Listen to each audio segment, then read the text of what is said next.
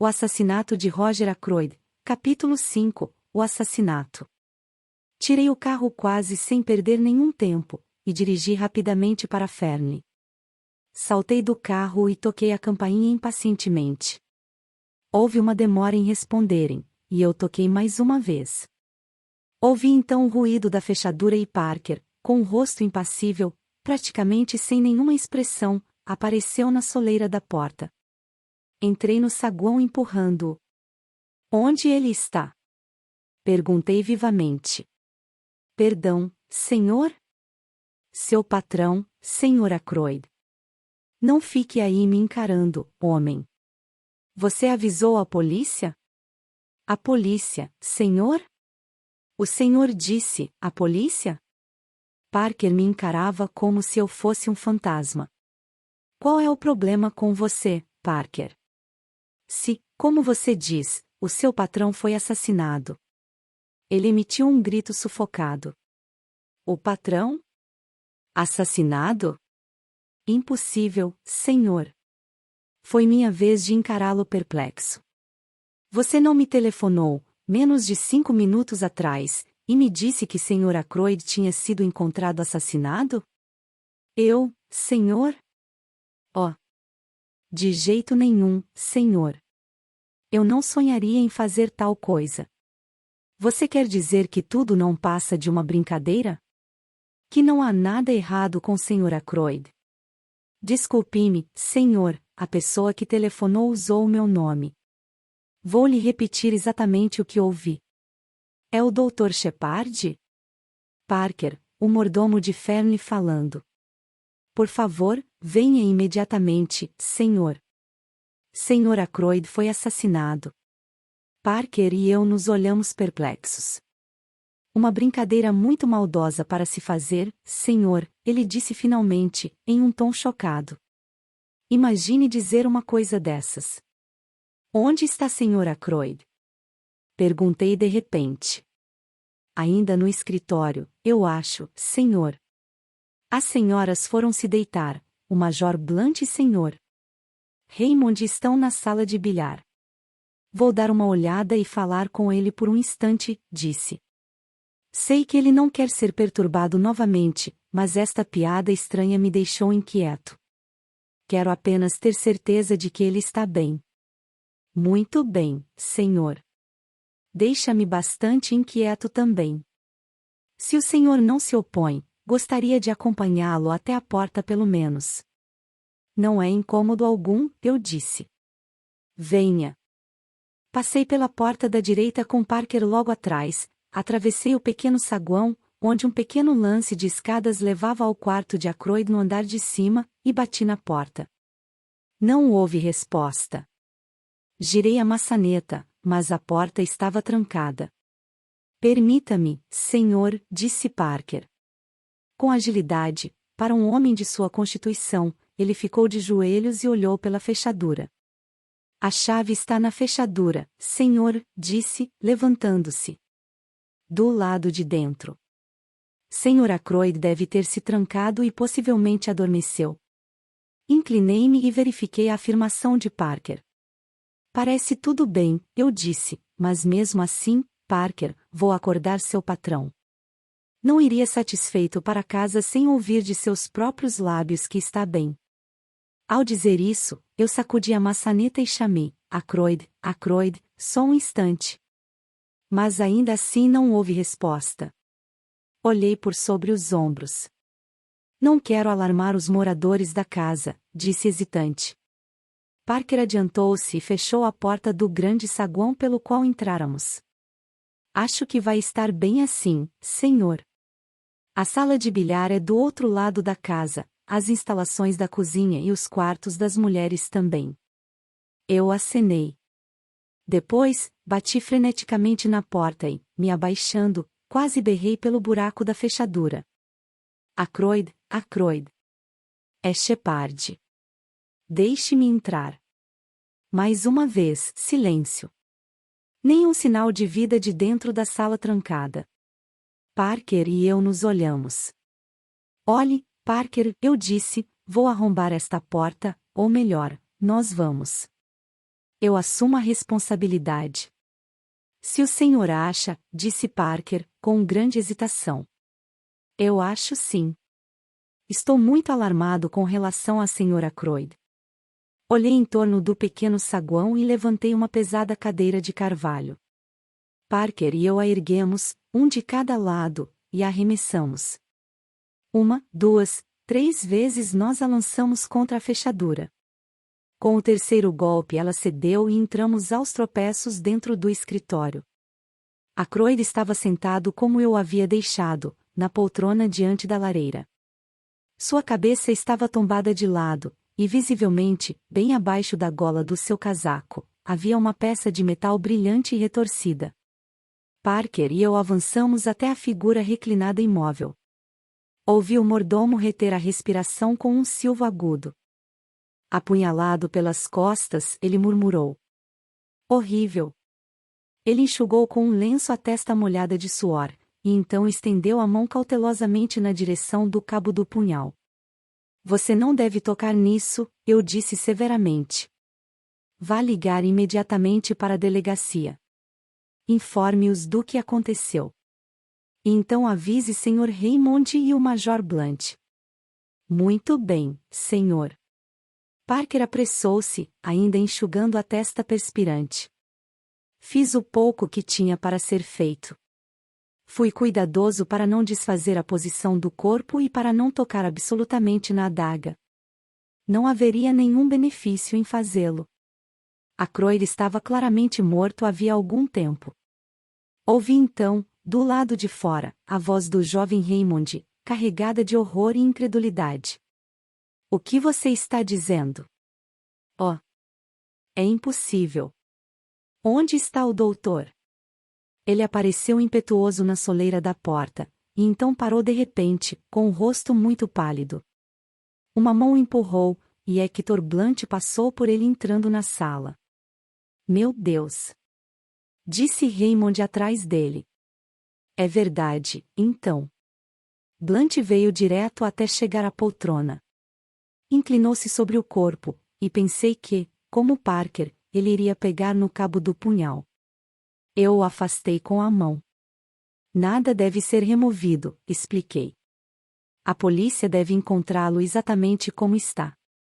Blunt anuiu concordando. Sua face estava mais sem expressão do que nunca, mas achei ter percebido sinais de emoção sob a máscara impassível. Geoffrey Raymond se juntara a nós agora, e estava de pé espiando o corpo sobre o ombro de Blunt. Isso é terrível, disse em voz baixa. Ele recuperara a calma, mas, ao tirar o pince-nez que habitualmente usava e limpá-lo, observei que suas mãos tremiam. Roubo, imagino, ele disse. Como o tipo entrou? Pela janela? Algo foi levado? Ele andou na direção da escrivaninha. Você acha que foi um roubo? Perguntei devagar. O que mais poderia ser? Não há hipótese de suicídio, imagino? Nenhum homem poderia se esfaquear dessa maneira, eu disse com segurança. É assassinato com certeza. Mas por que motivo? Roger não tinha um único inimigo neste mundo, disse Blunt tranquilamente. Devem ter sido ladrões. Mas o ladrão estava atrás de quê? Nada parece fora do lugar. Ele olhou em torno do escritório. Raymond ainda examinava os papéis sobre a escrivaninha.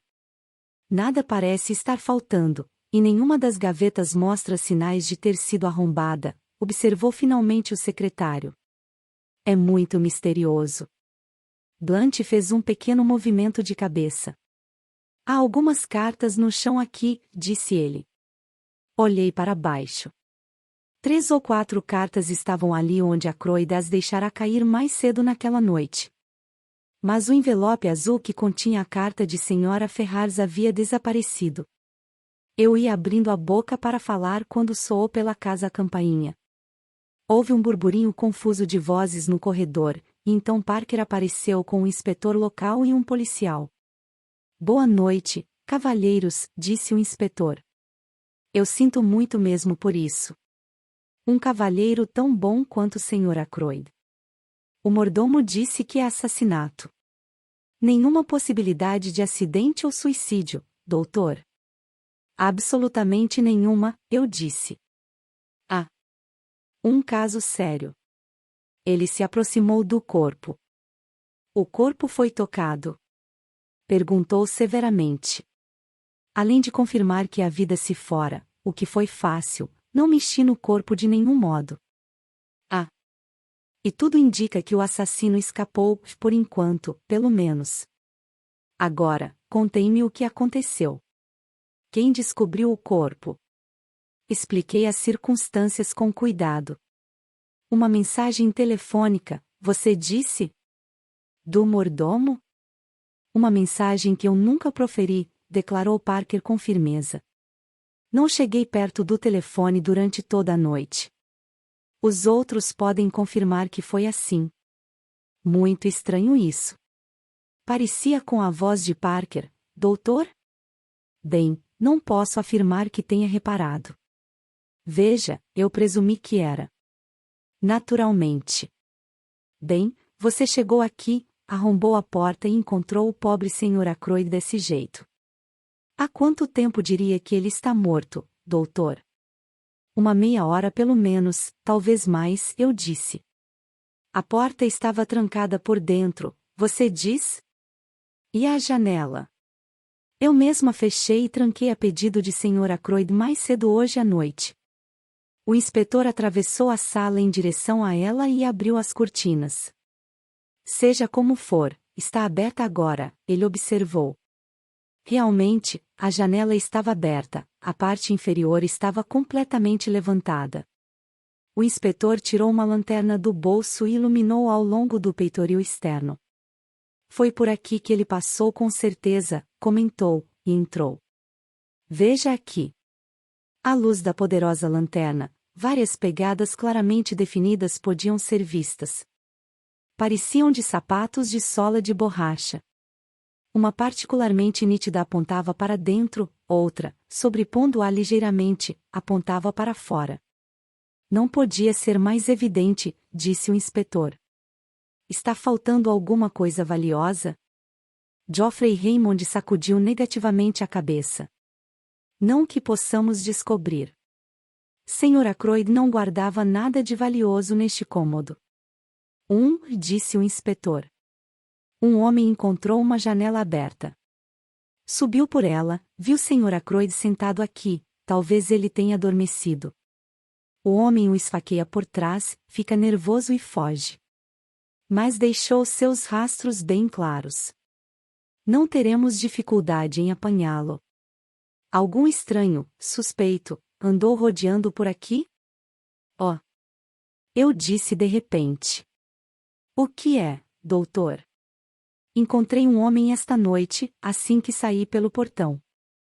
Ele me perguntou qual era o caminho para Fern Park. A que horas teria sido isso? Eram exatamente 21 horas. Eu ouvi badalar a hora quando saí. Pode descrevê-lo? Eu fiz o melhor que pude. O inspetor virou-se para o mordomo. Alguém com essa descrição veio até a porta da frente? Não, senhor. Ninguém veio até a casa esta noite. E nos fundos? Não creio, senhor, mas vou perguntar. Ele se moveu em direção à porta, mas o inspetor, levantando sua grande mão, o deteve. Não, obrigado. Eu farei meus próprios interrogatórios. Mas primeiro gostaria de fixar com mais exatidão a hora. Quando o Sr. Ackroyd foi visto vivo pela última vez? Provavelmente por mim, eu disse, quando deixei a casa, deixe-me ver, aproximadamente às 20h50. Ele me dissera que não queria ser perturbado, e eu passei essa ordem a Parker. Isso mesmo, senhor, disse Parker respeitosamente. Sr. Ackroyd estava vivo com certeza às 21h30, disse Raymond, pois ouvi sua voz aqui, falando. Com quem ele falava? Isso eu não sei. Claro que na hora presumi que fosse o Dr. Shepard que estivesse com ele. Eu queria lhe fazer uma pergunta acerca de alguns documentos nos quais estava trabalhando, porém quando ouvi as vozes lembrei que ele tinha dito que queria falar com o Dr. Shepard sem ser interrompido, e então fui embora novamente. Mas agora parece que o doutor já teria saído? Movi a cabeça afirmativamente. Eu estava em casa em torno de 21h15, disse. E não saí novamente até receber o telefonema. Quem poderia estar com ele às 21h30? Perguntou o inspetor. Não foi você, senhor. Major Blunt, eu disse. Major Hector Blunt? Perguntou o inspetor, com um tom respeitoso na voz. Blunt apenas acenou abruptamente com a cabeça. Penso que já ouvimos por aqui antes, senhor, disse o inspetor. Eu não o reconheci por um momento, mas você se hospedou com o Sr. Ackroyd em maio passado. Junho, corrigiu Blunt. Isso mesmo, era junho. Agora, como eu dizia, não era com o senhor que Sr. Ackroyd falava às 21h30 esta noite? Blunt balançou a cabeça negativamente. Não o vi depois do jantar. Adiantou. O inspetor se voltou mais uma vez para Raymond. Você não ouviu nada da conversa que estava acontecendo, ouviu, senhor?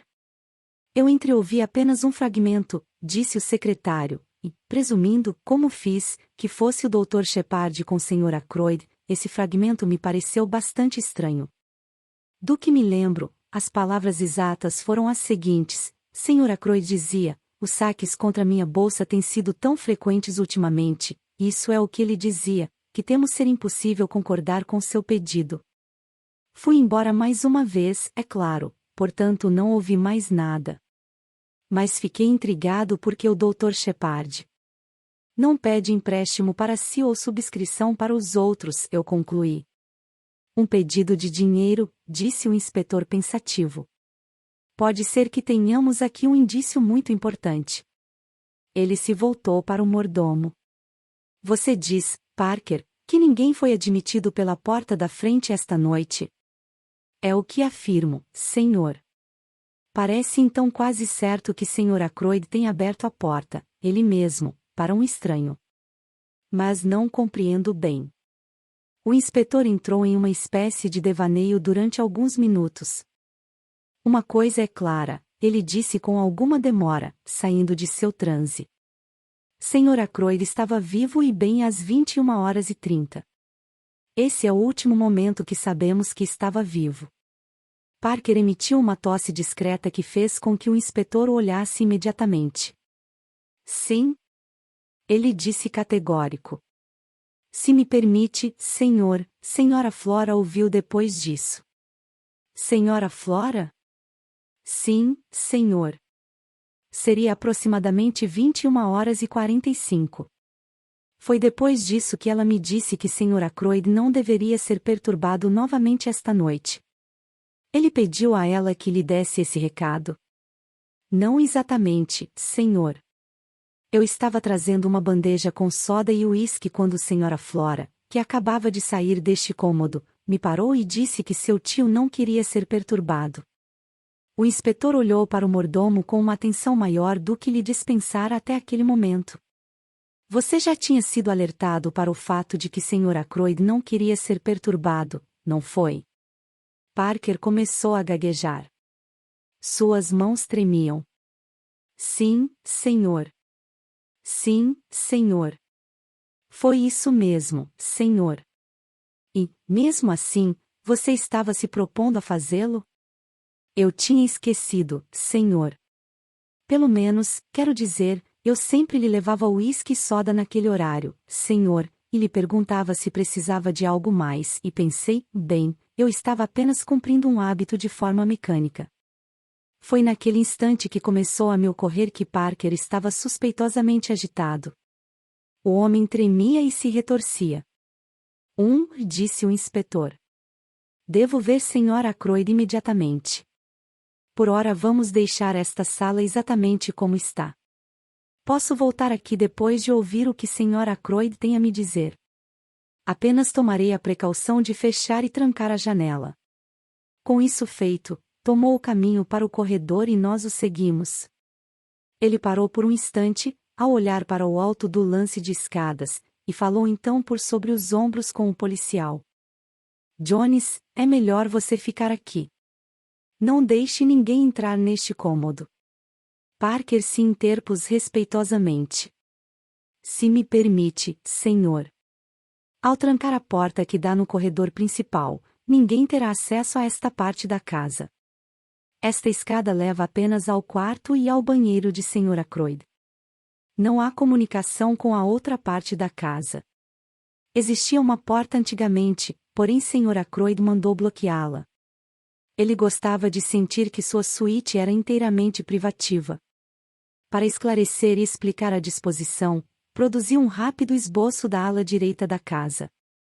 O lance de escadas conduz, como Parker explicará, a um grande quarto de dormir, feito pela junção de 2 quartos, e um banheiro e lavatório ao lado.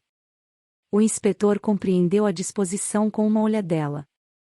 Fomos para o corredor principal e ele trancou a porta atrás de si, colocando a chave no bolso. Deu então instruções em voz baixa ao policial, e este se preparou para ir embora. Precisamos começar a trabalhar essas pegadas, explicou o inspetor. Mas primeiro preciso conversar com Sra. Croyd. Ela foi a última pessoa a ver o tio vivo. Ela já sabe disso. Raymond balançou a cabeça negativamente. Bem, ela pode ficar ainda 5 minutos sem saber. Ela responderá melhor a minhas perguntas sem estar perturbada pelas notícias sobre seu tio. Diga-lhe que houve um roubo, e se ela se importaria de vestir-se e descer para responder a algumas perguntas. Foi Raymond quem subiu encarregado dessa tarefa. Sra. Croyd descerá em instantes, ele disse, quando voltou. Eu disse a ela o que me sugeriu. Em menos de 5 minutos Flora desceu as escadas. Ela estava envolta em um robe rosa pálido. Ela parecia ansiosa e excitada. O inspetor aproximou-se. Boa noite, Sra. Croyd, ele disse civilizadamente. Receio que tenha havido uma tentativa de roubo, e gostaríamos de sua ajuda. Esta é a sala de bilhar. Entre e sente-se. Flora sentou-se serenamente no amplo divã encostado ao longo da parede, e olhou para cima, para o inspetor. Não compreendo. O que foi roubado? O que posso lhe dizer? É apenas o seguinte, Sra. Croyd. Parker aqui diz que você saiu do escritório de seu tio por volta das 21h45. Foi isso mesmo? Exatamente. Eu tinha vindo lhe dar boa noite. E a hora está correta? Bem, deve ter sido por volta das 22 horas. Não sei com precisão. Pode ter sido mais tarde. Seu tio estava sozinho, ou tinha mais alguém com ele? Ele estava sozinho. O Dr. Shepard já havia partido. Você teria reparado se a janela estava aberta ou fechada? Flora negou com a cabeça. Não saberia dizer. As cortinas estavam corridas. Exato. E o seu tio parecia como de costume? Creio que sim. Você poderia nos dizer exatamente o que se passou entre vocês? Flora parou um instante, como para se lembrar. Eu entrei e disse boa noite, tio, vou me deitar agora. Estou cansada hoje. Ele fez um tipo de resmungo, e eu me aproximei e o beijei, e ele falou algo sobre eu estar bem no vestido que usava, e então mandou que me apressasse porque estava ocupado. E saí. Ele pediu especialmente para não ser perturbado? Oh. Sim, esqueci. Ele disse, diga a Parker que não preciso de mais nada esta noite, que ele não deve me perturbar. Eu encontrei Parker logo fora da sala e passei-lhe a mensagem de meu tio. Então foi assim, disse o inspetor. Posso saber o que foi roubado? Não estamos bastante certos, disse o inspetor com hesitação. Um olhar bastante alarmado surgiu nos olhos da moça. Ela se levantou de um salto. O que é? Vocês estão me escondendo alguma coisa? Movendo-se em sua maneira discreta habitual, Hector Blunt colocou-se entre ela e o inspetor. Ela estendeu um pouco a mão, e ele a tomou entre as suas, afagando-a como se ela fosse uma criança muito pequena, e ela se voltou para ele, como se algo em seu comportamento sereno e firme prometesse conforto e segurança. São más notícias, Flora, ele disse calmamente. Más notícias para todos nós. Seu tio Roger. Sim. Será um choque para você. Fatalmente. O pobre Roger está morto. Flora afastou-se dele, seus olhos dilatados de horror. Quando? Sussurrou. Quando? Logo que você o deixou, receio, disse Blunt seriamente. Flora levou a mão à garganta, soltou um pequeno grito, e eu me apressei a segurá-la enquanto caía. Ela desmaiara, e Blunt e eu a carregamos para cima e a deitamos na cama. Então pedi a ele que acordasse Sra. Croyd e lhe desse as notícias. Flora logo voltou a si, e eu trouxe sua mãe até ela, orientando-a sobre como cuidar da moça. Corri então novamente para baixo.